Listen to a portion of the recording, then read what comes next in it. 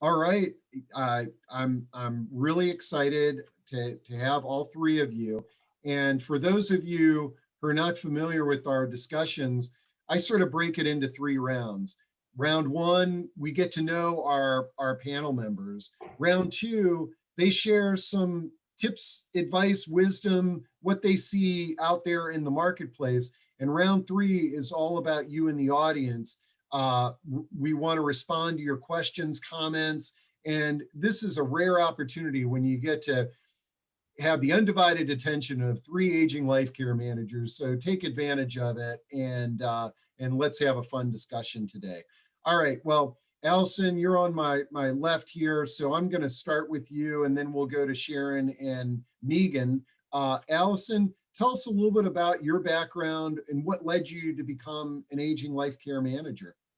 Okay, hi everybody. Thank you, Steve and Tribute for hosting, and it's nice to be here with Sharon and Megan today. So my name's Allison Stanton. I have been a social worker in healthcare and gerontology for 25 years. And even prior to that, where I grew up in North Jersey, I was a home health aide for VNA and a candy striper and things that I don't even think we call that anymore. But so just kind of always had this obsession with geriatrics and working with seniors and stuff. I started off in nursing school and I switched to social work, and I've just been boots on the ground for pretty much my whole career in CCRCs, assisted livings, Alzheimer's communities, and SNFs and rehabs. And about 4 years ago, I started to do care management kind of part-time. So I was still working 32 hours at a local CCRC, and it just got to the point where I was growing, doing Tuesdays and then weekends and evenings. So I started my own business about a year and a half ago. It's Stanton Aging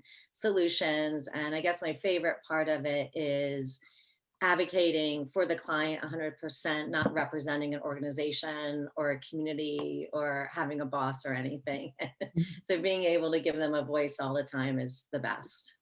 I love it. No, that's great. And one of the really neat things about this panel is Allison is in Maryland. Sharon, our next panel member, is in Delaware, and Megan is in Virginia. You know, it doesn't always work out this way, but I try to sort of geographically separate our panel members. So Sharon, tell us a little about your journey and how you became and where you are with as an aging life care manager.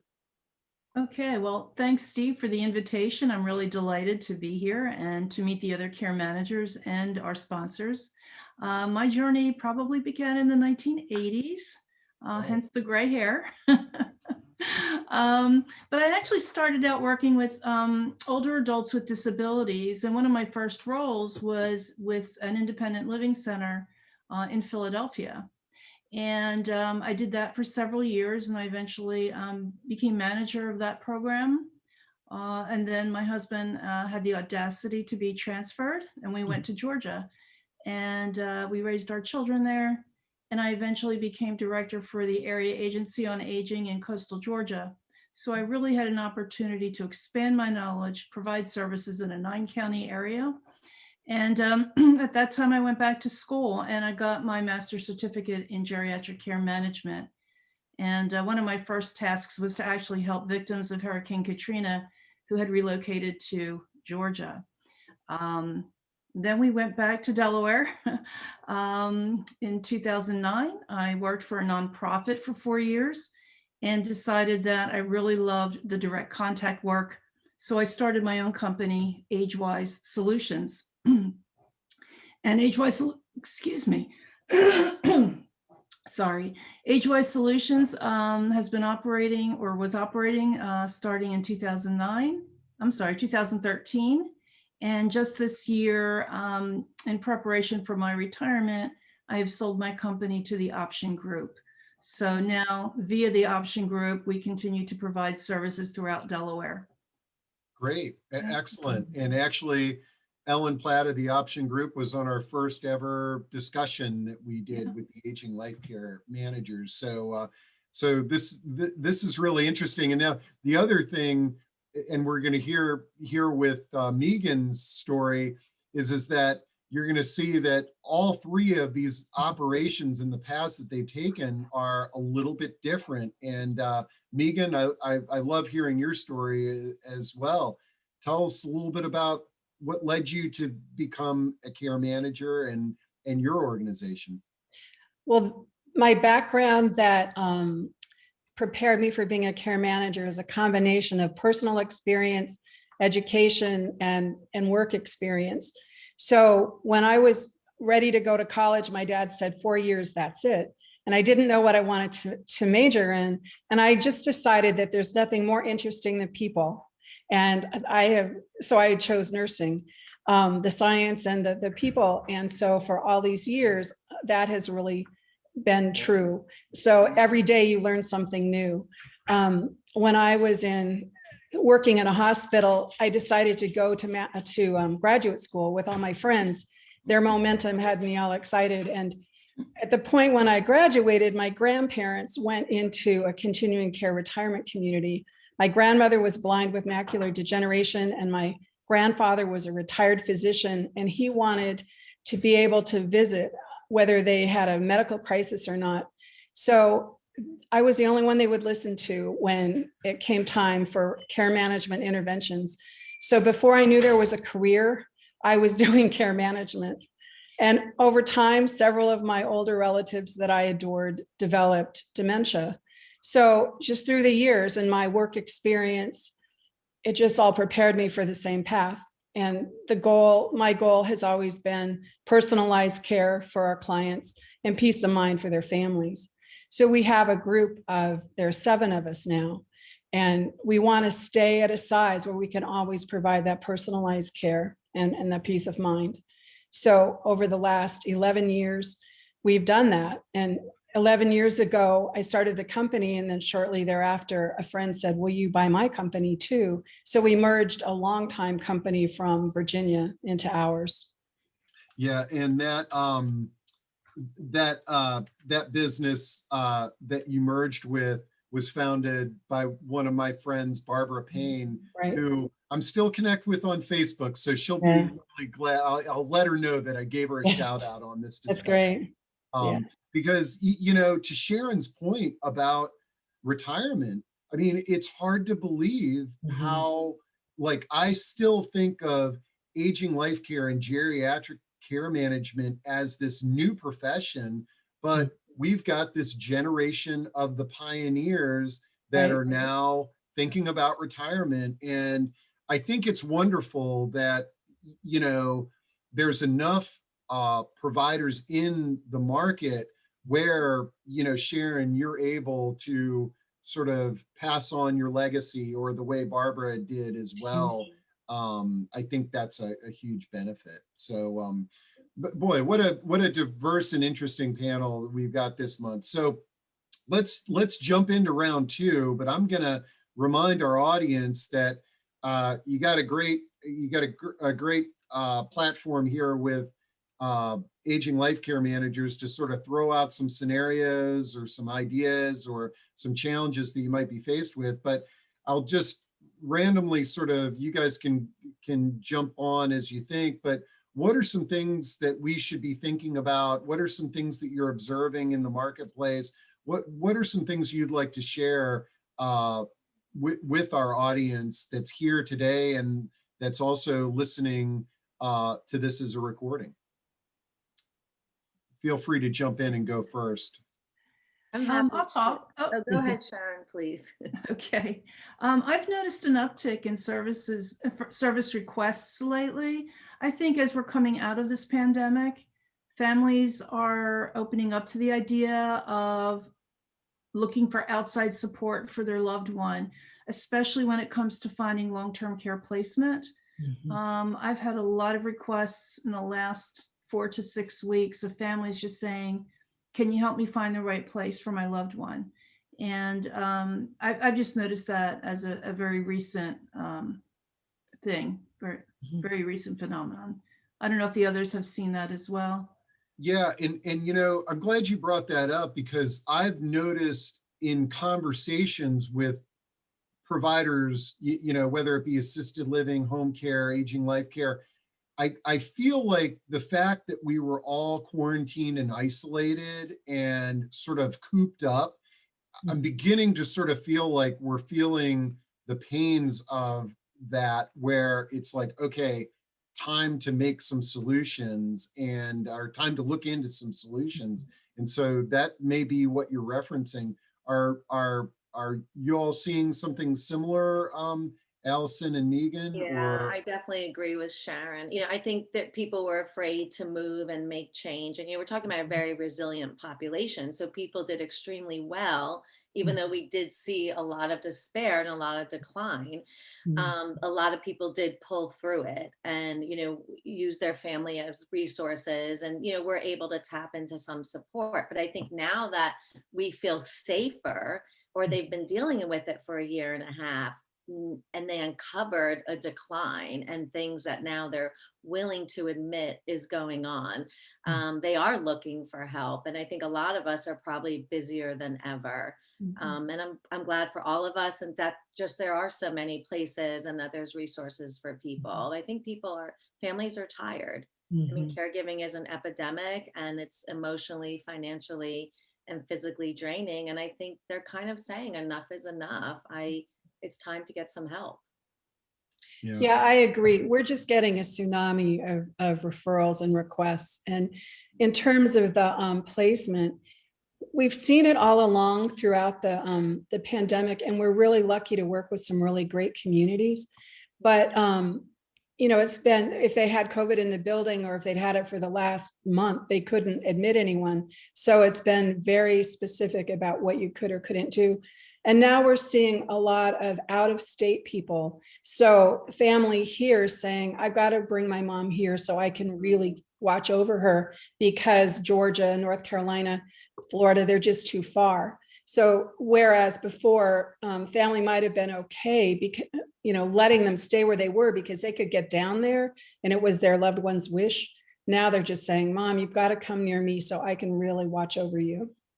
Oh, man. Well, and I'm glad that you talked about out of state, because I did glance at our chat, and I'm thrilled. We're primarily mid-Atlantic, but I'm thrilled that we have people from South Dakota and Minnesota in our audience today. It's interesting how it's so much easier to sort of share these resources because they're online now, and that's really cool. I also glanced at my email and I saw that I got an email from somebody in the audience. They didn't want to use the chat and the Q&A, and they wanted you guys to just share some of they're having some challenges with their siblings in terms of, I'm sort of quoting this here. Seems like they're having some disagreements on what the path for mom should be. They're considering hiring an aging life care manager, which I highly recommend when you're in those situations. But maybe you guys could give some words of wisdom to folks that are out there and you may have a sibling that has a varying views of opinion on what the next steps are for mom and dad. I find that this is one that racks many families' brains. In my experience, it's a very common situation. And the best thing I can offer is to bring in a care manager, because oftentimes the siblings will listen to an impartial third person that has expertise in the area. And at least you have a starting point for a conversation. You get a report, you've had a conversation, you get a report summarizing what went on in that conversation, the assessment, and then recommendations. And so there's a starting point for everyone to talk. And that's a helpful place to be. I think to always remember, it's about the parents. It's not about you, right? And it's about where the parents are now. In order for any of us to make necessary informed decisions, we have to be present, right? So not where mom was a year ago, not where I want mom to be in a year and a half, but where are mom and dad now? And until I can go to that place and embrace it fully, only then can I make the best informed decision. And please give them a voice, talk to them. And remember, you all have a common goal, right? You love them, you want the best care for them. What's the goal and objective here? there are ways to meet it. No, that's, I think it's good too when siblings are talking, even if they're disagreeing, because so long as you're all talking, you're kind of on the same, you're on the same journey. You're together. And I think it's when siblings don't get involved that the burden ends up being on maybe one or two of you, and that becomes more difficult to manage. And I always like to tell my families, look, you don't all have to do everything, but find a task that suits you. If you're an out-of-state child, maybe you can help with the bill paying, which a lot of that is now done online. If you're a local child to the parent, maybe you can do the majority of the appointments or scheduling things. So it's really important to find out what family members prefer to do and what they're available to do, and then to work with them to find a strategy that works for the parents, as Allison said, make them the focus, and then work towards a common goal. well, and I'm glad you brought that up, all three of you in one way or another, but is the thing that I always like when on these aging life care discussions is the fact that even though the children are calling you and they might even be paying you, your client is the older adult. Is that correct? Right. Yeah. Yeah. So having that check and balance basically can be super helpful to families, because I think many times I see when I'm talking to siblings, they lose sight of the fact they're in it for them, not intentionally, but it's sort of refocusing that this is all about what your mom wants. She's an adult and what's best for her. I want to thank somebody in the audience. I neglected to share that this month is National Aging Life Care Month. Okay, so what I'm going to do is drop into chat the link on the national website for everybody to get more information on National Aging Life Care Month. And thank you to the anonymous attendee who shared that with me. It's a care manager, I bet. Yeah, it's probably, I'm pretty sure it is. You know what's crazy though? I wish we need to pick a different month than May. May is Older Americans Month, National Life Care. I think everybody is, there's so many different initiatives in the month of May. Okay, good question here. Susan Infield, she says, recently I had a retirement community defer sharing with me that a resident had been transferred to a medical facility. How does HIPAA apply or not apply to this information shared with outsiders in this case? And Susan, I'm not sure what Susan's role is, but I think it oftentimes, whether it's a client or a loved one, when you hear all of a sudden that something was done and nobody communicated with you, any insights on that? And I imagine there's value in having an aging life care manager in your back pocket for situations like this. Was it a family member wasn't informed? I'm not sure, Susan, if you want to elaborate on your relationship with the person, but I guess it's a good topic, because I've heard this happen so many times, that whether it be a family member or not a family member, but somebody who I had advocated for in the past. Okay. So somebody she advocated for in the past, and she's a registered nurse. Okay, great. But it's a good topic on communication with communities and things of that nature. Yeah. So Susan is a friend of mine and in Northern Virginia, and she's a parish nurse, so she's a care manager. And what I'm finding in Northern Virginia as well, and we deal with some of the same hospitals, is that the communication is much more difficult than it ever has been before. And it's very unpredictable. Sometimes you get really good communication, and sometimes they won't talk to you, or the communication that's been provided gets totally lost somewhere, and you have an ER physician who is making up stuff to decide how they're going to evaluate and treat someone, and it's nothing close to what the person was sent there for, even knowing that there was multiple communication going forward about what the problem was. And I don't know I don't know the reason, and I don't know the answer, except that every single case is a little bit different and has to be followed up in each situation, because the standards that you used to expect to be in place, they're just not there anymore. Mhm. I don't know what's causing that. Yeah, you got to think, like, I think everybody's stretched to the limits, and then there's all these policies and procedures that healthcare institutions have to abide by. And I think, one of the things, as I sort of think about this one, Susan, is if there's a way to go back and do a recap with the players involved in a very polite way. I oftentimes find if we're upset, but if we sort of let that go, it's sort of like, hey, look, I know I'm going to have clients in this hospital here in the future, and I want to avoid that. What can I do to make your life easier? Trying to help the care manager in the hospital, or whoever your liaison is in the hospital.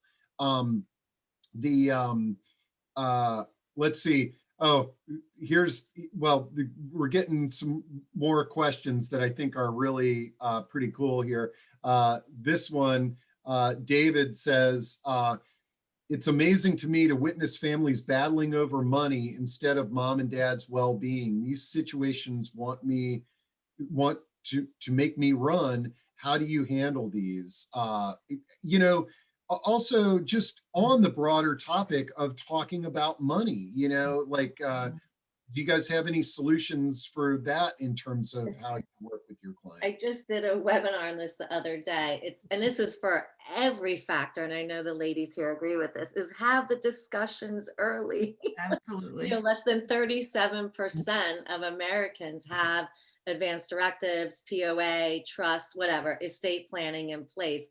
That's a disgusting number. Less than half of the country, much less.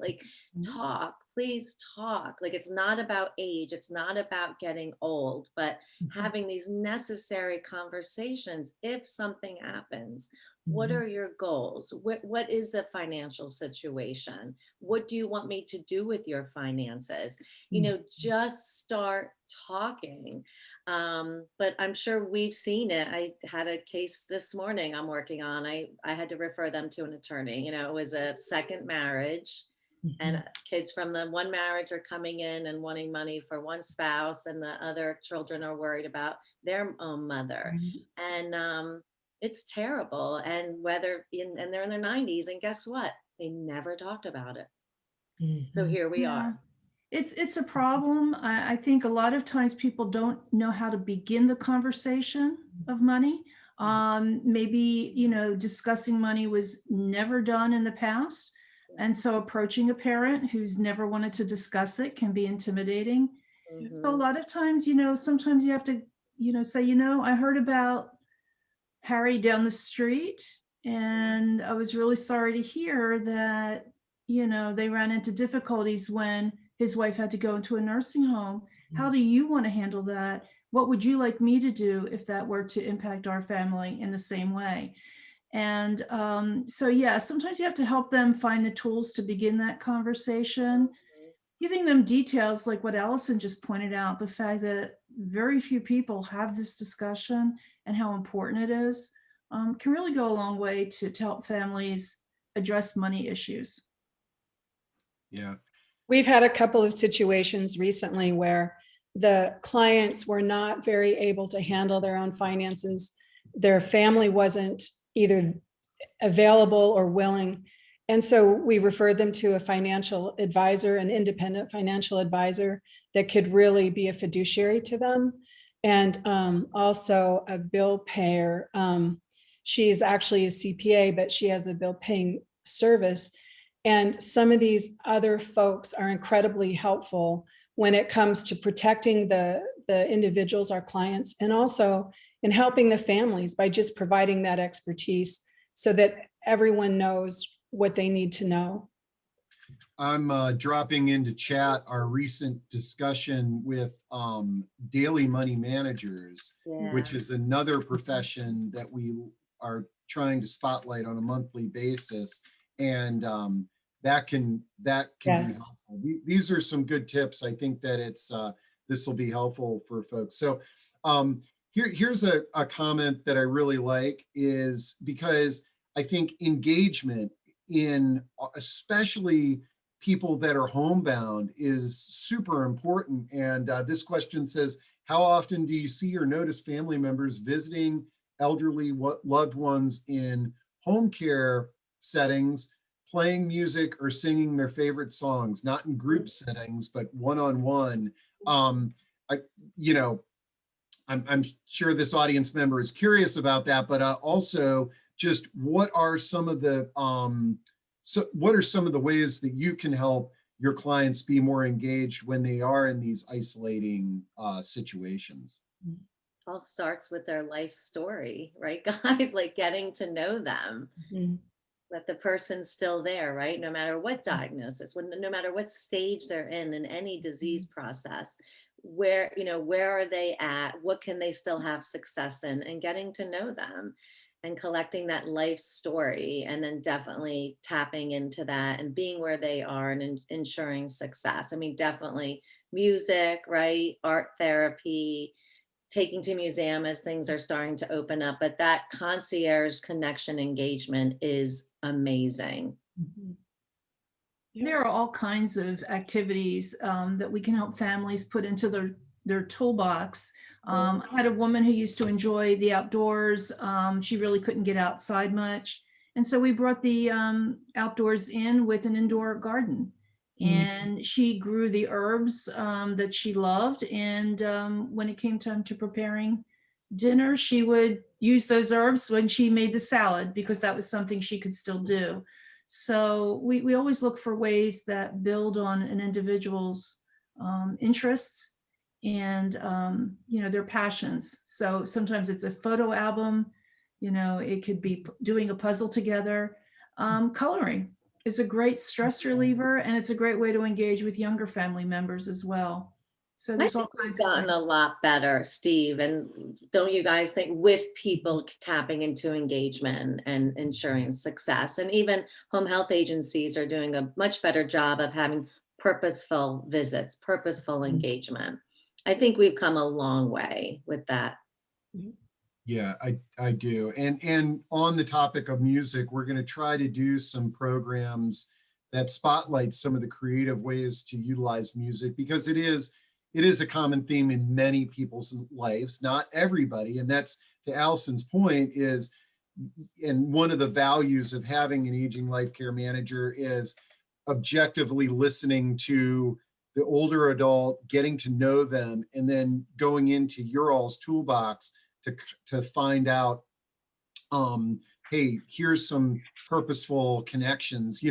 I think this also speaks to the objective nature, because for those of us who have heard dad's stories about the war, year after year after year, we drown this out. When in reality, there's people out there that would love to that are history buffs, and they would just love to hear these stories. They're not related to dad because we've all heard them, but that's another reason for aging life care connections. It can be very creative. Okay, let's see here. Looks like we've got a question here from Jim, who says, I have a situation in which the husband, 93, is experiencing ongoing issues from falls. His wife, 87, is in denial as to their proper modifications being made and bringing professional help to the situation. The children have no knowledge of the finances or directives, and the wife refuses to discuss the situation.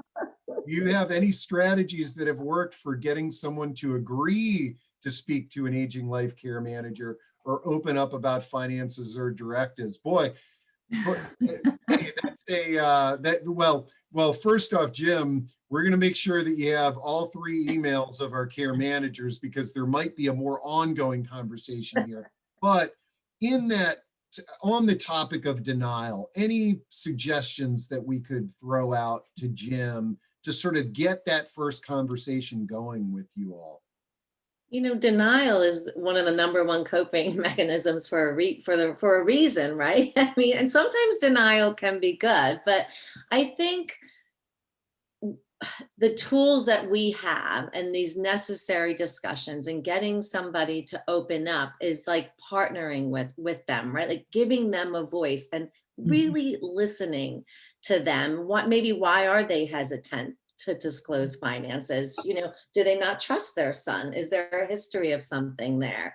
I think, and it's not to toot me because I don't even know where he lives, but honestly, any care manager I'm happy to refer you to. You really should call one on a phone and talk to them. Most of us give free consultations. Happy to direct you to one to talk to.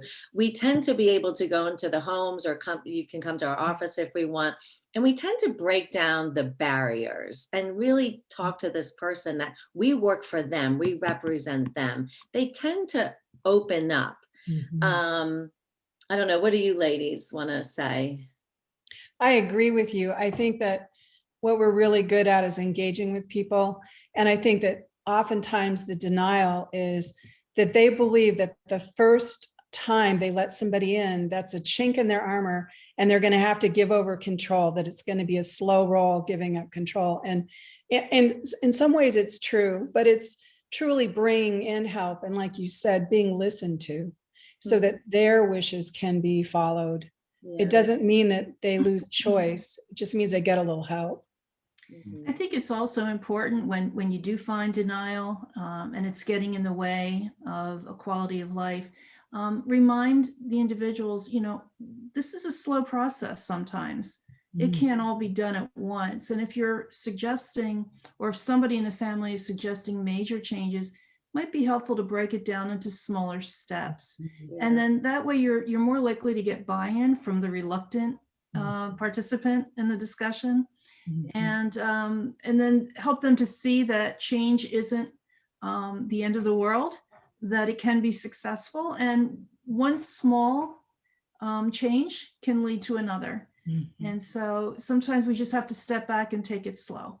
And I Really? think, yeah, and to add on that, I think it's great is that, like, when you talk to the client or this person that you're going to be talking to, his mother, about her goals. So if her goals are to age in place and she thinks Medicare is going to pay for it, right? Our job is to listen to her, and that's her goal. Well, we're going to help you meet that. But Medicare only pays for skilled care, not custodial.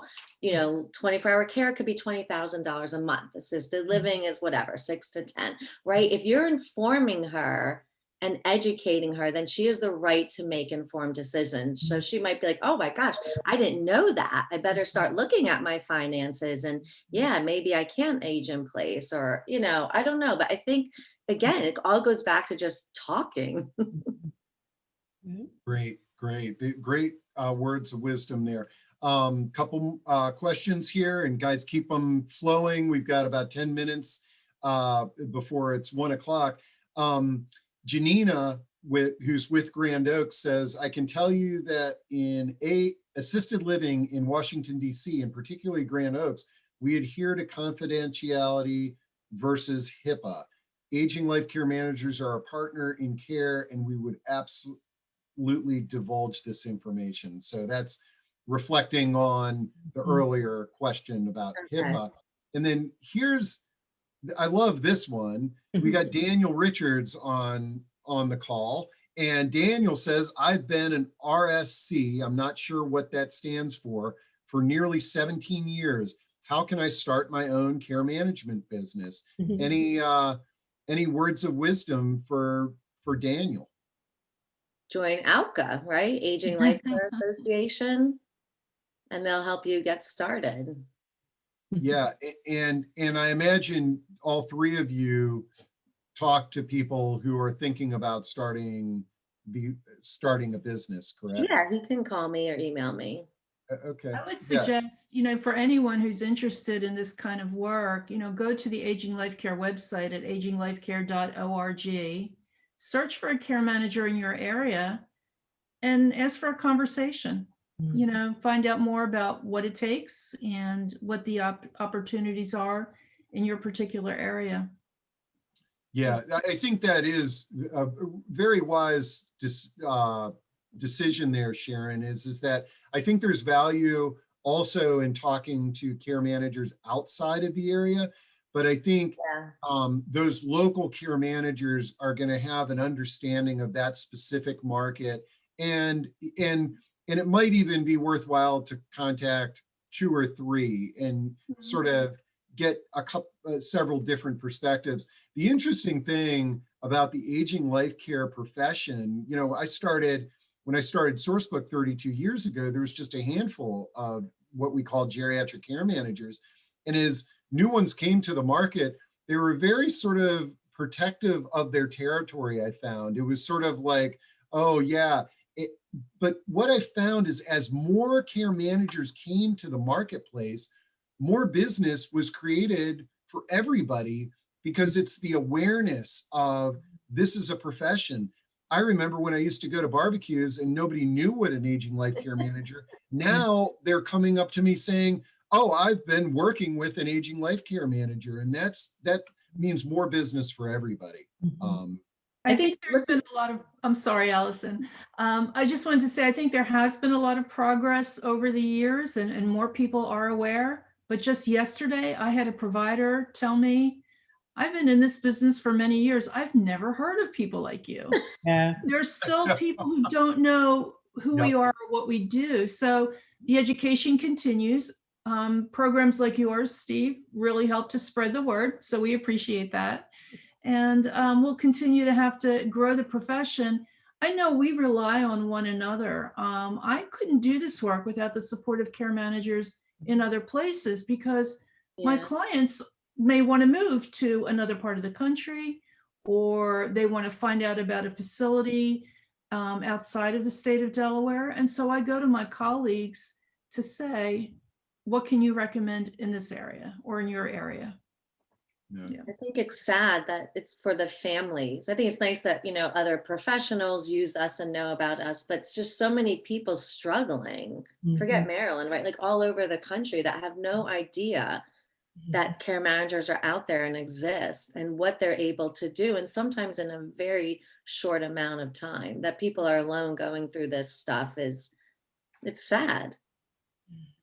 Here's another good question from Deb Mariner. On the topic of sibling issues with their aging parent, we have a situation where an APS, which is Adult Protective Services worker involved, seems to be aligned with the daughter who is exploiting the parent. Oh boy, that's bad. Have you ever needed to appeal to an APS worker's supervisor to review a situation and get involved? Man, really, really good question and heartbreaking too, Deb. Anybody, have you had anything happen similar to that?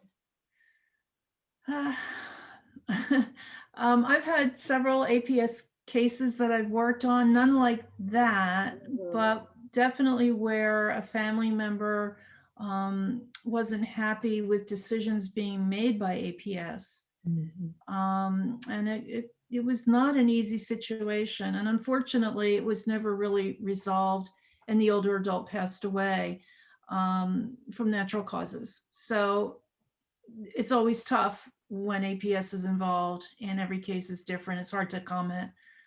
I couldn't comment on that one. Can you, ladies? Have you seen anything like that? No, but any exploitation, abuse, or neglect, right, could be maybe reported to a state level or a certain organization or seek counsel, right? Because ultimately we need to stop that exploitation first and foremost.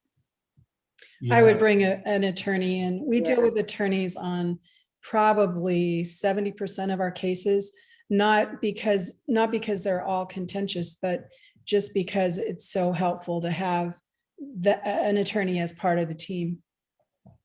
Yeah, Mhm. and Susan Infield, who asked a previous question, is chiming in. My experiences with APS have been hopeless.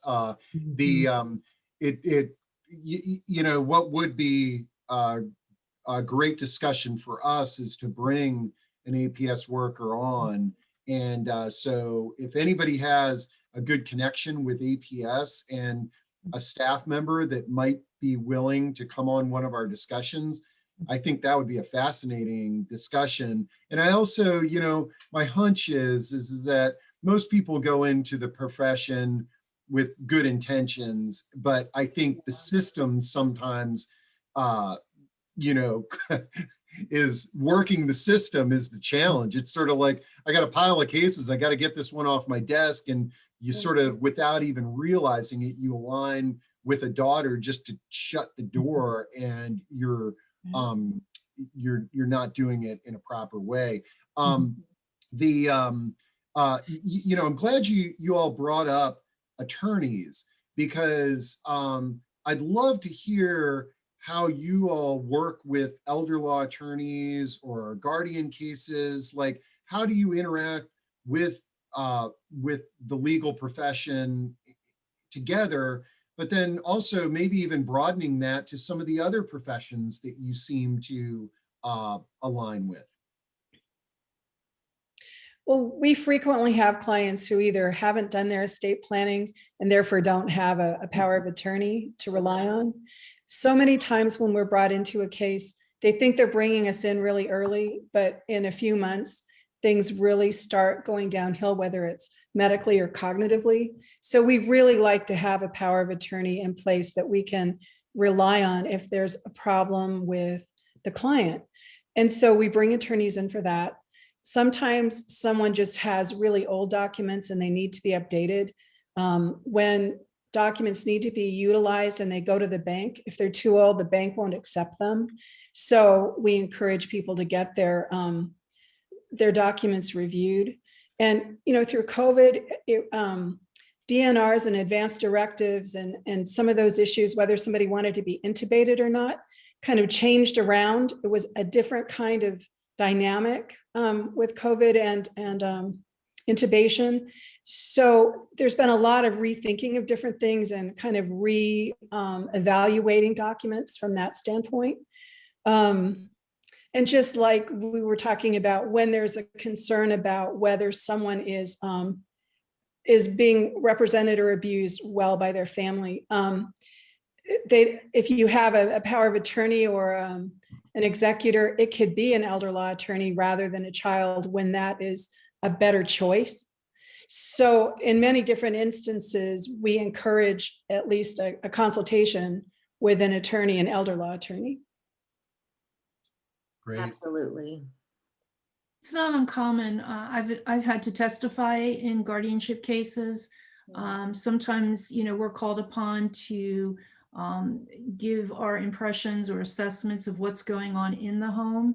In one situation, a judge asked that I remain as a consultant to the child and his co-guardian, so that if there were any issues, that they could come to me and we could figure out a solution to whatever the challenge was. So yeah, our roles can take us in many places. I work with financial advisors as well, who are concerned about decline in their clients, and they want to know what they can do to best support them as well. Yeah, that's great. You know, this comes up on a lot of these discussions because in the audience, we have a lot of healthcare providers that love to network with you all. And just, you know, for obvious reasons, because they want you to know about their services so you can refer your clients. Any sort of preferences that you are do's and don'ts when sort of reaching out to communicate with you about the various services that are out there? That's a scary question, I know. Very laugh. Sorry. No, I don't know. I think the ones that know me, and I'm sure many are on here, know that I'm pretty open, honest, transparent. Just reach out. If I don't have the time, I'm going to tell you, we'll schedule something. I think email is probably the best way to initially reach out, and then please follow up, because whether it's me or Sharon, Megan, or all the other cameramen, we're busy. We are. I'm not saying nobody else is, but I'm kind of on my own as a solo practitioner, and it is kind of a 24/7 job. So if we don't get back to you, just go ahead and reach out again. Great. And just for these three, I will be sharing their contact information. So if you wanted to reach out to them after this discussion, but as Allison said, they're busy. So they'll tell you. Let's see, Susan, you got some great questions today. Are there elder law attorneys available through the health department? Many people are wary of the expenses. Yeah, I'm gonna make sure to share our discussions with elder law attorneys with everybody. I'll try to drop them into the chat, but if I can't get that done, I'll make sure to just email it in the follow-up. This is a topic that comes up every time with the elder law attorneys, but it actually comes up with the aging life care managers. Most counties do have a legal services area. You're not going to get a quote unquote elder law attorney, but you can probably get some legal advice in that area. But the other thing that I found that was interesting in our elder law discussions is most elder law attorneys, most aging life care managers will try to work within your budget to economically get you through the challenge that you're faced with. And maybe it's just giving you some free advice. Maybe it's sort of like, look, we're going to do this part of your legal plan to protect you instead of a full-blown, legal plan. And curious, are you guys pretty creative when you talk to clients and they may say, geez, I don't know if I can afford that, in terms of how you can support them? I do. I mean, whenever I've got a client who's reluctant due to the cost, I'll refer them. In Delaware, there are forms you can get online from the Department of Health and Social Services for advanced directives. Those can be downloaded and then notarized, and they're valid. We also use things like the 5 Wishes booklet, which I believe is considered legal and reliable in most states for people who want to express their wishes for when they pass. So Delaware Volunteer Legal Services, is on my speed dial for those folks who, again, need help with preparing advanced directives. And again, those are done usually free of charge for folks who can't afford to purchase those services. And then for care management fees, I don't know how they do it, and everyone is very individual, but some of us do sliding scale. Again, the consults are free. A lot of us aren't gonna turn someone away that needs help because they can't afford the services. We always have some pro bono clients, and we have to figure it out compared to the rest of our clients, because oftentimes they're the more time intensive ones. And so we have to be careful in terms of the acuity, but we always have about 2 pro bono clients. Oftentimes we're willing to give information on the phone when we realize that this is somebody that really isn't going to come in for a consult and when they really need one. I spend a lot of time referring clients to assisted living communities. There's some situations that it just appears, at least from the phone call, that they need one piece of information that's going to partly change their life. And if I can provide that, I'm happy to do that. When I feel like I really have to see a client, because sometimes what you hear and what you see are 2 different things, I will do it for a lesser rate, but I don't so much tell them it's a lesser rate as I just cut down what I charge. I do really believe that when we do things simply, at a lesser rate because they don't think they can afford it, they don't value it as much. And that's happened enough times to me when one of us has really gone out of our way to help somebody. And then it's like, oh, well, you did it for free. So it must not be that important. I'm not going to take your advice. I know. And then but all there their are some- neighbors are calling you to get it done for free. Yeah. Church friends. Yeah. But Yeah. there are so many people out there that can't afford it. I mean, That's all right. of us get calls. My mom That's right. assisted living, and you do the assessment and you make your recommendations on the most appropriate for the person, not Right. who's really paying you for placing. Right. And then their income's 3,200 a month, like it really limits what they have. Like it's amazing. It's a big, big problem. Mhm. Let's see, a question came in and I don't remember who or when this was said, but the person is saying, thank you for this helpful information. Confusing, what do you mean medical care changed during COVID regarding whether or not to use life support and other Oh. methods? Did medical staff honor the patient's wishes? Not clear about what you mean. Do any of you remember who So- said that? So I was saying that, and so many times the person will say, don't put me on life support. Just never, ever, ever put me on life support. And I don't want, if I'm found dead, I don't want artificial efforts made to bring me back to life. And a lot of people are really clear cut about that. But during COVID, a lot of people have recovered, but they were on the ventilator. They were intubated and on the ventilator. And so talking with your medical POA, talking to your doctor about it, you can always revoke that.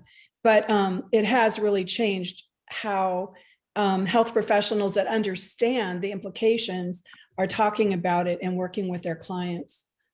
It's an ongoing conversation. Yeah, we talk about the ventilator used to be this thing. It was not a recovery tool, which is what we discovered it to be in COVID. And folks need to revisit their advanced directives. Annually. Please look at it regularly and with any significant change. Oh, okay, let's see. We're almost to the top of the hour. I'm going to make this the last question because it's a good one from an elder law attorney, Elizabeth Gray, who says, what is your experience with Pulsed and Molst? Is it a good thing? Does it work? And if one of you could share that, I forget the acronym for what it means, Pulsed and Molst. I'm a Molst train the trainer in Maryland. I got certified when it came out several years ago. So the Molst is the medical orders of life-sustaining treatment. That's what we use in Maryland. A lot of states vary. And to answer this question is yes, it's definitely beneficial. It's necessary, especially when it comes to code status. We are all a full code status unless stated otherwise. So if I go to a client's house and she goes, oh, I'm a DNR, I don't want to be resuscitated. You're not a DNR until you are. So you have to have the Molst in place. EMS will not honor it unless you have the Molst form. And it's a great discussion tool because advanced directives, and attorneys know this, often it puts you in 3 conditions, 3 stages. A lot of us when we're older don't fall into those stages: persistent vegetative state, terminal, and end stage. Sometimes it's failure to thrive, advanced dementia. It could be many things. So if we're not in one of those 3 conditions, I get to say with the Molst right now what I want or don't want if something happens to me. I love the Molst. I don't know about you guys. In Delaware, it's called the DMOST. I've been in a situation where a client became unresponsive at home, and her husband was searching for the advanced directives. Because it wasn't a signed original, EMTs would not honor it. And so they worked on her for a good 20 minutes, and it was very upsetting. So having a DMOST or a Molst, Pulsed, whatever it is in your state, very important to have, and definitely keep it prominent where it can be seen. Put it on the refrigerator. Yeah. Wow. Well, this has been another great discussion. And, I've got an idea for the maybe next month, based on some of these questions in the last segment, is maybe we do sort of a combo episode with an elder law and aging life care talking about topics together. I think that could be an interesting combination. So Definitely. Yeah. anyways, well, you have been delightful, and I can tell by the comments in our chat that the audience has really got a lot out of this discussion. So just to remind everybody, I'll send everyone a recording. We'll have this in podcast format. I'll have contacts for our panel members. Thanks to Tribute and Maryland Relay again. And we'll look forward to seeing everybody online again soon, and hopefully live in the near future. I'm ready. Thank you very much. Thank you. you. Take care, everybody. Thanks.